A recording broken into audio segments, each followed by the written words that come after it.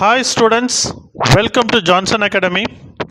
நம்ம இன்னைக்கு பார்க்க போகிற வீடியோ என்னன்னு கேட்டிங்க அப்படின்னா A Far Cry from Africa, Derek Walcott அப்படின்னு ரைட்டர் எழுதுனது. இதை பற்றி ஏற்கனவே நம்ம பார்த்துருந்தோம்.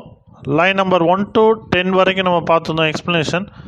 ஆக்சுவலாக இந்த வால்காட் அப்படின்னு ரைட்டர் ஆஃப்ரிக்காவுடைய லைஃப் ஸ்டைல், அதே மாதிரி கென்யாவுடைய லைஃப் ஸ்டைல், அதே கென்யாவில் இருக்கக்கூடிய கிகுயு அப்படிங்கிற இனத்தினுடைய ட்ரைபல் இனத்தினுடைய லைஃப் பேட்டர்ன், அதாவது அவங்களுடைய வேலை என்னவாக இருக்குது அப்படின்னு கேட்டிங்கன்னா ஒன்லி ஹண்டிங், வேட்டையாடி அவங்களுடைய பொழப்பை நடத்துகிறது தான் அவங்களுக்கு வேலையாக இருந்தது. அதே டயத்தில் இந்த கென்யாவில் அவங்களுடைய பிரிட்டிஷ் பீப்புளுடைய இன்ஃப்ளூயன்ஸும் ஆஃப்ரிக்கன் அண்டு யூரோப்பியன் சிவிலைசேஷனுடைய இன்ஃப்ளூயன்ஸும் கென்யா நாட்டில் இருந்தது. அது அவங்களுக்கு பிடிக்கவே இல்லை. So they hatred that kind of appearance. ஏன்னு கேட்டிங்கன்னா டெரெக் வால்காட்டுக்கு 2 விதமான பிளட் வெயின் இருக்குது. என்னன்னு கேட்டிங்கன்னா ஒன்று பிளாக், இன்னொன்று ஒயிட். இந்த பிளாக் என்னன்னு கேட்டிங்க அப்படின்னா their grandmothers are black and their grandfathers are white. அவனுடைய தாத்தாக்கள்லாம் ஒயிட் பீப்புளை சேர்ந்தவங்க, அவன் பாட்டியெல்லாம் பிளாக் பீப்புளை சேர்ந்தவங்க. ஸோ 2 விதமான பிளட்டு அவருடைய ஸ்ட்ரீமில் அவருடைய உடம்புல ஓடினது. அதனால் இவருக்கு என்னென்னு கேட்டால் ஆப்ரிக்கா ரீஜன்லேயும் சப்போர்ட் பண்ணணும், அதே டயத்தில் இந்த ஒயிட் பீப்புளுக்கும் சஃபரிங் ஆகக்கூடாது அப்படிங்கிறது தான். அதே கிகுயு அப்படிங்கிற இனத்தை சேர்ந்த மக்களில் மாவ் அப்படிங்கிற ஒரு குரூப் ஃபார்ம் ஆகியிருக்காங்க. அந்த குரூப் ஒரு டெரரிஸ்ட் குரூப்பு. அவங்க என்ன பண்ணுறாங்கன்னா நியூட்ரல், அதாவது நியூட்ரலாகவே இருக்கிறது. ஒன்று அட்டாக் பண்ணணும், ஒன்று நியூட்ரலாக இருந்துடணும், அப்படி இல்லை அப்படின்னா பிரிட்டிஷ் பீப்புளுக்கு சப்போர்ட் பண்ணணும். இதைத்தான் அவங்க வேலையாக வச்சுருந்தாங்க. அதை தான் நம்ம போன லைனில் பார்த்தோம். இதே இந்த டைம் நம்ம கன்டினியூ பண்ணுறோம். அந்த லைன் நம்பர் 11 to 14, 11லேருந்து 14 வரைக்கும் என்ன சொல்கிறாரு அப்படின்னு பார்ப்போம். Walcott shifts gears in these lines and returns to images of Africa's wildlife. இங்கே வால்காட் ஆப்பிரிக்கா நாட்டுடைய காட்டு வாழ்க்கை, வைல்டு லைஃப், காட்டுத்தனமான வாழ்க்கையை அவர் சொல்கிறாரு. ரிட்டர்ன் திரும்ப வந்திருக்கு அப்படின்னா அதை ரிமெம்பர் பண்ணுறாரு. Remember that ibis's, a long-billed wading birds and other beasts ruled this land long before African or European civilization existed. இதுக்கு முன்னாடி ibis's is a type of bird, a long-billed wading birds. இந்த மாதிரி பேர்ட்ஸாக Africa நாட்டில், Kenya நாட்டில் அதிகமாக இருந்தது. அதுதான் அதிகமாக ரூல் பண்ணியிருந்தது இந்த லேண்டு ஃபுல்லாக. அதாவது பறவைகள், விலங்கினங்கள், இந்த மாதிரி கொரில்லாஸாக மேக்ஸிமம் பார்த்தா ரூல் பண்ணியிருந்தாங்க யூரோப்பியன் அண்ட் ஆப்ரிக்கன் சிவிலைசேஷன் வர்றதுக்கு முன்னாடி.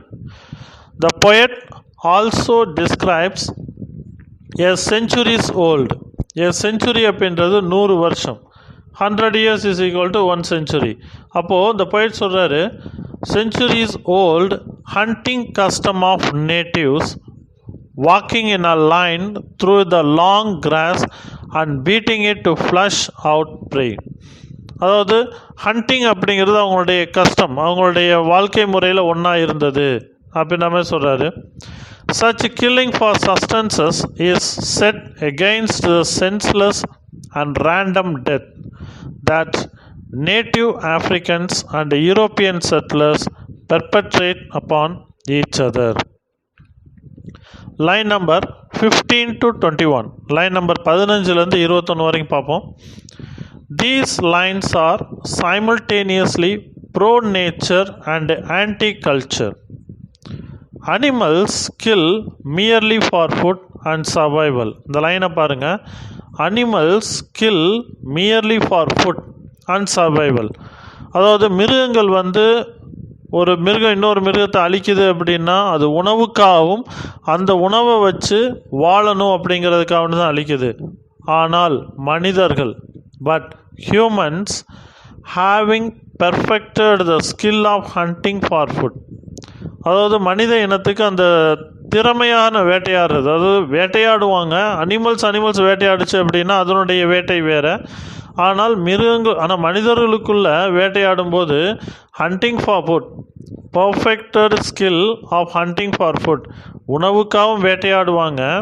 அதே டயத்தில் extend that violent act to other areas, அதே மாதிரி அந்த வேட்டையாடக்கூடிய பழக்கத்தை மற்ற ஏரியாக்களையும் யூஸ் பண்ண ஆரம்பிப்பாங்க, மற்ற ஏரியாக்களையும் அதை பயன்படுத்த ஆரம்பிப்பாங்க. இட் எக்ஸ்டென்ஸ், அது தொடர ஆரம்பிக்கும், அது வந்து தொடர்ச்சியாக போயிட்டே இருக்கும். Using force to exert control and prove superiority over other people. இங்கே தான் மெயினான ஒன்று என்னன்னு கேட்டிங்கன்னா, இந்த பிளாக் பீப்புளுக்கு ஃபுல்லாகவே வந்து சுப்பீரியர் பவராக இருக்கக்கூடியது ஒயிட் பீப்புள்ன்ற மாதிரி காட்டுறாரு. Using force to exert control and prove superiority over other people. இதைத்தான் இவர் ரொம்ப வந்து பிராக்யூட் பண்ணுற மாதிரி சொல்கிறாரு. ஏன்னு கேட்டிங்கன்னா, இந்த பிளாக் பீப்புள் அத்தனை பேருமே ஒயிட் பீப்புளுக்கு ஒயிட் பீப்புளுக்கு வந்து ஸ்லேவ் மாதிரி இருக்கணும், அவங்க அத்தனை பேரும் அந்த வேலையை செய்யணும் அப்படின்ற மாதிரி. They seek divinity by deciding who lives in and who dies. யார்? அந்த மக்கள் முடிவு பண்ணுறதுக்கு பதிலாக பவரில் வரக்கூடிய ஒயிட் பீப்புள் முடிவு பண்ணுறாங்க யார் இங்கே வாழணும், யார் இங்கே சாகணும் அப்படின்னு. Ironically, wars between people are described as the following beat of a drum. அதாவது ஒரு ஊரில் வந்து இந்த ட்ரம் அப்படிங்கிறது ஒரு முக்கியமான ஒரு வெப்பன், அது ஒரு இன்ஸ்ட்ருமெண்ட் மாதிரி, மியூசிக்கல் இன்ஸ்ட்ருமெண்ட் மாதிரி. இந்த ட்ரம்ஸ் அடிக்கிறாங்க அப்படின்னாலே ஏதோ ஒன்று விஷயம் சொல்ல வர்றாங்க அப்படிங்கிறது தான். இப்போ வெள்ளம் வருது ஊருக்குள்ளே அப்படின்னா அந்த தண்டோரா போட்டு சொல்லுவாங்க. அதே டயத்தில் ஏதாவது ஒரு நகராட்சியில் முக்கியமான இன்ஃபர்மேஷன் கொடுக்குறாங்க அப்படின்னா ஒவ்வொரு கிராம பகுதிகளையும் ஒரு பெருநகரம் தாண்டி இருக்கக்கூடிய இன்டீரியர் ஏரியாஸுக்கும் தண்டோரா போட்டு சொல்ல ஆரம்பிப்பாங்க. ஸோ அந்த ட்ரம் வந்து முக்கியமான ஒன்றா இருக்குது. ஆனால் இங்கே ஆதர் அந்த ட்ரம்மை என்ன சொல்கிறாரு அப்படின்னா, it is consider as taking as a war weapon. Wars between people are describes a following beat of a drum. இந்த ட்ரம் தட்டிட்டாங்க, ட்ரம் அடிக்கிறாங்க அப்படின்னா ரெண்டு பேர்த்துக்குள்ளே சண்டை வரப்போகுது அப்படின்ற மாதிரி கான்செப்ட் இது. an instrument made of an animal hide stretched over a cylinder. அதாவது அந்த ட்ரம் மேலே இருக்கக்கூடிய அந்த தோல் வந்து அனிமல்லேருந்து எடுக்கப்பட்ட ஒன்று. Made of an animal hide stretched over a cylinder. Walcott also points out that for whites. இது வந்து ஒரு ஒயிட் பீப்புளுக்காக இதை பாயிண்ட் அவுட் சொல்கிறார் அவர். Historically peace has not been the result of compromise with an opponent, but a sudden situation arrived at because the opposition has been crushed and cannot resist anymore. Resist means self control. அவங்கள வந்து அடக்குமுறைக்கு கொண்டு வர்றது, அதே டயத்தில் control பண்ணி கையில் வச்சுக்கிறது. ஆனால் அவங்கள கண்ட்ரோல் பண்ண முடியாது. ஒரு சில இடங்களில் நம்மளை வந்து யாராவது ஆதிக்கம் பண்ணுற மாதிரி செலுத்துகிறாங்க, அவங்களுடைய பவரை நம்ம மேலே திணிக்கிறாங்க அப்படின்னா நம்ம ஒரு அளவுக்கு தான் பொறுத்துக்குவோம். அதுக்கு மேலே போச்சு அப்படின்னா ஆட்டோமேட்டிக்காக நமக்கு வந்து கோவம் வர ஆரம்பிக்கும், அவங்களுக்கு எகென்ஸ்டாக நம்ம பேச ஆரம்பிப்போம். அதே டயத்தில் சுச்சுவேஷன் எப்படி மாறும் அப்படின்னு கேட்டிங்கன்னா வார் ஃபீல்டாகவே மாற ஆரம்பிக்கும் அப்படின்றது இந்த இடத்துல. Line number 22 to 25. These lines are difficult to interpret. இந்த லைனை கொஞ்சம் இன்டர்பிரட் ஆகிறது கொஞ்சம் டிஃபிகல்ட்டாக இருக்கும். But they appear to be aimed at those judging the Mau uprising from a distance. ஏன் இந்த Mau அப்படிங்கிற ஒரு டெரரிஸ்ட் குரூப் கிகுயு கம்யூனிட்டிலேருந்து ஏன் வந்துச்சு அப்படிங்கிறத ஒரு தூர பார்வையிலேருந்து பார்த்தாங்க அப்படின்னா ஜட்ஜ் பண்ண ஆரம்பித்தாங்க அப்படின்னா அவங்களுக்கே தெரிய வரும். Absorbs who could somehow accept brutality as necessary and who are aware of dire situation but wipe their hands or refuse to become involved in it. The poet appears to condemn such an attitude by comparing the Mau uprising to the Spanish Civil War in 1936 to 39. ஆக்சுவலாக அந்த Spanish civil war அப்படிங்கிறத பற்றி ஏற்கனவே அந்த history of English லிட்ரேச்சரில் பார்ப்போம் வரக்கூடிய ஆஸ்பெக்டில். இந்த Spanish civil வார்ன்றது civil war அப்படின்னாலே வந்து உள்நாட்டு போர். இந்த உள்நாட்டு போர் உருவாகிறதுக்கு மெயினான காரணம் என்னன்னு கேட்டால், அந்த உள்ளே இருக்கக்கூடிய மன்னர்கள், அந்த உள்ளே இருக்கக்கூடிய அமைச்சர்கள், மந்திரிகள், இவங்க அத்தனை பேர் செய்யக்கூடிய தப்புக்கு தான் உள்நாட்டு போர் அதிகமாக உருவாகும். ஆனால் இந்த உள்நாட்டு போர் உருவாகிறதுக்கு மெயினான காரணமாக கம்பேர் பண்ணி சொல்கிறது யாரையும் கேட்டால், மாவோ குரூப்பை வந்து கம்பேர் பண்ணி சொல்கிறாரு. அதை வந்து அவருக்கு பிடிக்கலை. அவர் வந்து கண்டம் பண்ணுறாரு. He is not accepting that. இந்த மாவோ குரூப் வர்றதுக்கு, சிவில் வார் வர்றதுக்கு காரணம் இதுதான் அப்படின்ற மாதிரி சொல்கிறாரு. But that is not equal to them.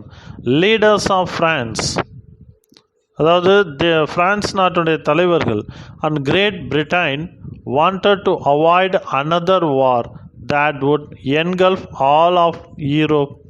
So they introduced a non-intervention pact that was signed by 27 nations. நான்-இன்டர்வென்ஷன் பேக்ட்னு ஒரு பேக்ட் அவங்க வந்து அக்ரிமெண்ட் சைன் பண்ணுறாங்க. இது வந்து மொத்தம் 27 நாடுகள் சேர்ந்து அந்த அக்ரிமெண்ட்டை சைன் பண்ணுறாங்க. Nonetheless, the insurgents or nationalists under the leadership of General Francisco Franco were aided by and received military aid from Germany and Italy. The loyalists or republicans had no such backing. They fought valiantly, but they were outmanned, lost territory, and were eventually defeated in March of 1939. இதை வந்து civil war, Spanish நாட்டில் நடந்த civil war, அந்த civil வாரால் நிறைய பாதிப்புகள் வர ஆரம்பித்தது. அதில் வந்து நம்ம அந்த மாதிரி வரக்கூடாது, அந்த மாதிரி இனிமேல் இருக்கக்கூடாது அப்படிங்கிறதுக்காக வேண்டி 27 கண்ட்ரிஸ் சேர்ந்து ஒரு பேக்ட், ஒரு அக்ரிமெண்ட் போகிறாங்க. அந்த அக்ரிமெண்ட் என்னன்னு கேட்டால், அந்த திட்டம் என்னன்னு கேட்டால், நான் இன்டர்வென்ஷன் பேக்ட் அப்படிங்கிற ஒரு பேக்டை கொண்டு வராங்க, அந்த பிளானை கொண்டு வராங்க. அதில் வந்து இந்த 27 கண்ட்ரிஸோடைய லீடர்ஸும் வந்து சைன் பண்ணுவாங்க. ஜெர்மனி, இட்டாலி, அதே மாதிரி மிலிட்ரி கம்பெனிஸ் யாரெல்லாம் ஜெர்மனி, இட்டாலி, ஃப்ரான்ஸ்லேருந்து எய்டு வாங்குகிறாங்களோ, அந்த சலுகைகள் வாங்குகிறாங்களோ, அந்த கண்ட்ரிஸ் எல்லாம் இதுக்குள்ளே வர ஆரம்பிக்கும். In line number 25 presents a cynical view of a Mau uprising as just another colonial conflict where guerrillas, negatively animalized Africans, fight with the Superman, and negative characterization of Europe. இங்கே gorilla வந்து negative அனிமலைஸ்டு Africans அப்படின்ற மாதிரி சொல்கிறாங்க.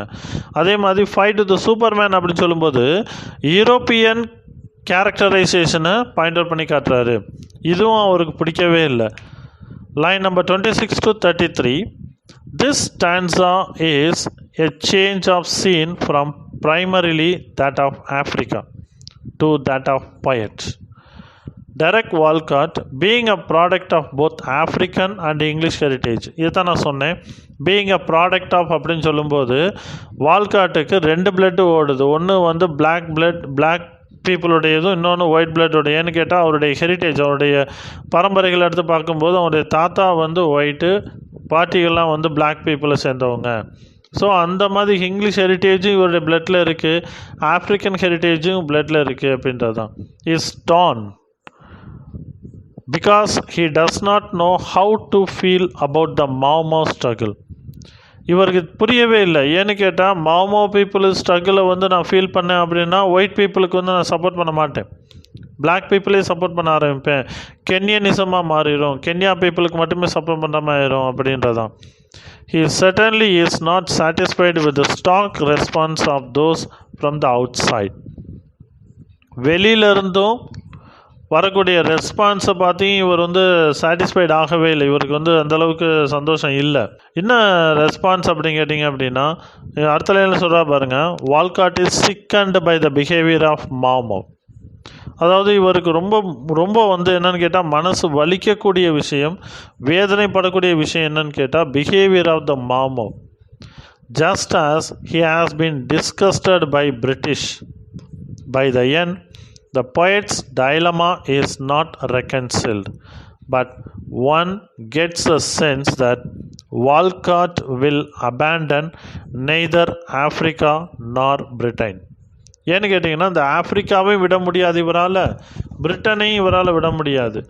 இவருடைய பாடியில் வந்து ஏன் 2 blood, அதான் சொன்னல, ஃபேமிலி சர்க்கிளில் பார்க்கும்போது, ஹெரிட்டேஜை படி பார்க்கும்போது ஒயிட் அண்ட் பிளாக் பீப்புள் 2 பேருமே இவருடைய பிளட்டில் இருக்காங்க. ஸோ வி கேனாட் ரெக்கன்சில், அதாவது சமரச பேச்சுவார்த்தைக்கே வந்து வர முடியாது. ரெக்கன்சிலேஷன் அப்படின்னாலே சமரசம், அந்த பேச்சுவார்த்தைக்கு இவரால் பேசவும் முடியாது. Because Walcott will abandon neither Africa நார் பிரிட்டன், ஆப்பிரிக்காவை விட்டு கொடுக்க முடியாது, பிரிட்டனையும் விட முடியாது.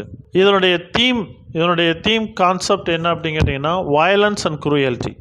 பொதுவாகவே இந்த வயலன்ஸ் அண்ட் குரூயல்ட்டி இந்த ரெண்டுமே வந்து மிங்கிளானது வந்து பார்த்திங்கன்னா ஒரு வார்ஃபீல்டில் தான் அதிகமாக மிங்கிளாக வயலன்ஸ் நடக்குது, கொடூரமாக கொலை பண்ணுறாங்க, இதெல்லாம் நடக்கும்.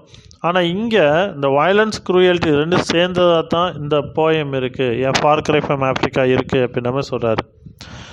The wind ruffling the tawny belt of Africa refers to the Mau Mau uprising that occurred in what is now independent of Kenya. இப்போது அந்த மாவோ அப்படிங்கிற குரூப் உருவான இடத்த வந்து இண்டிபெண்ட் கென்யா அப்படின்னு அனௌன்ஸ் பண்ணியிருக்காங்க. எப்போ இருந்துன்னு கேட்டிங்கன்னா அக்டோபர் 20, 1952 இருந்து 52 டு ஜான்வரி ஆஃப் 1960. அக்டோபர் 20, 1952 இருந்து ஜான்வரி ஆஃப் 1960 வரைக்கும் இண்டிபெண்ட் ஆஃப் கென்யா அப்படின்ற மாதிரி ஒரு ரஃப் ஒர்க்காக போட்டு வச்சுருந்தாங்க. அந்த ரஃப் டிபெண்டாக இருந்தாங்க. During this span the white government called an emergency against a secret Kikuyu society that came to be known as Mau Mau. அப்போ தான் வந்து பிரிட்டிஷ் கவர்மெண்ட் ஒயிட் கவர்மெண்ட் வந்து எமர்ஜென்சியாக ஒரு அனௌன்ஸ்மெண்ட் வருது. என்னன்னு கேட்டிங்கன்னா, மாவோ பீப்புளை கால் பண்ணுறாங்க. மாவோ பீப்புள் கிக்குயு சொசைட்டியிலேருந்து மாவோ பீப்புளை கால் பண்ணுறாங்க. அவங்களுக்கு தெரிய வருது அப்போ தான், secret Kikuyu society that came to be known as Mau. Kikuyu சொசைட்டியை அப்போ தான் மாவோ அப்படிங்கிற குரூப்போடு பார்க்குறாங்க அவங்க. And was dedicated to the overthrowing the white regime. அவங்களுக்கே அப்போ தான் தெரிஞ்சிருக்கு, நம்மளை விரட்டுறதுக்காக இவங்களே வந்து ஒரு டீம் ஃபார்ம் பண்ணியிருந்திருக்காங்க அப்படின்னு. Against the backdrop of a cruel long lasting British colonialism erupted the more short-term cruelty of Mau Mau insurrection. While some versions have it that Mau Mau was put down by 1953 and others by 1956, the government kept the state of emergency in place until the beginning of 1960.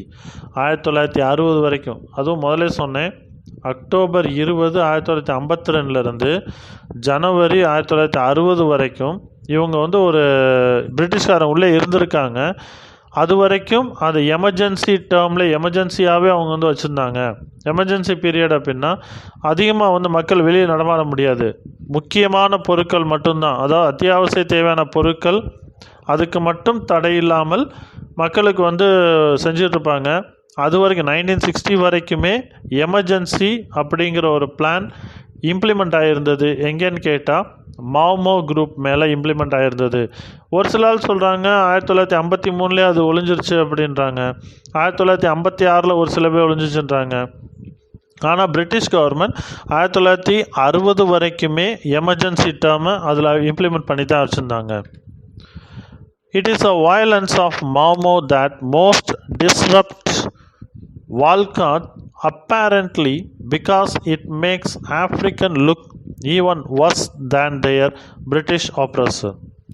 There were many stories of Mau Mau violence directed at whites, the animals owned by whites, and at other Kikuyus who refused to join Mau Mau.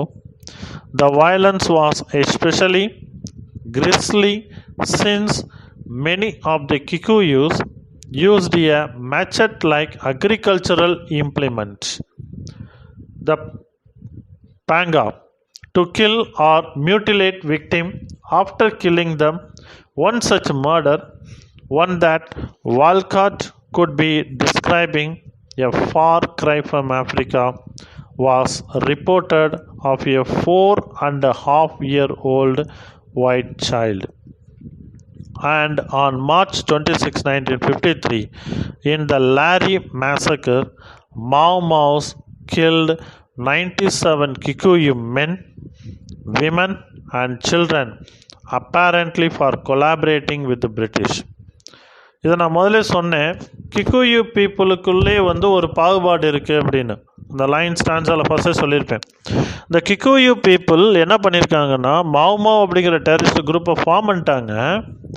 இருந்தாலும் மாவ் குரூப்புக்கும் கிக்குயு குரூப்புக்கும் நிறைய வந்து போராட்டம் இருந்தது.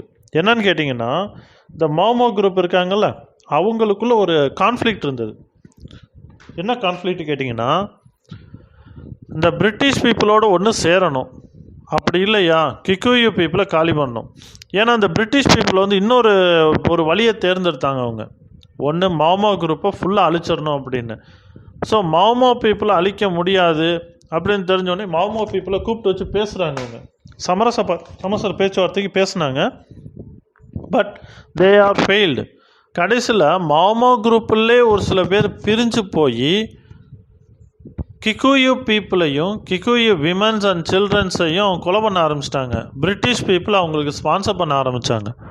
இதான் வந்து அந்த எ for cry from Africa போயத்தில் உள்ள பேசிக் கான்செப்டே. ஒரே கிராமத்து மக்கள், அவங்களுக்குள்ளே சண்டை நடக்குது.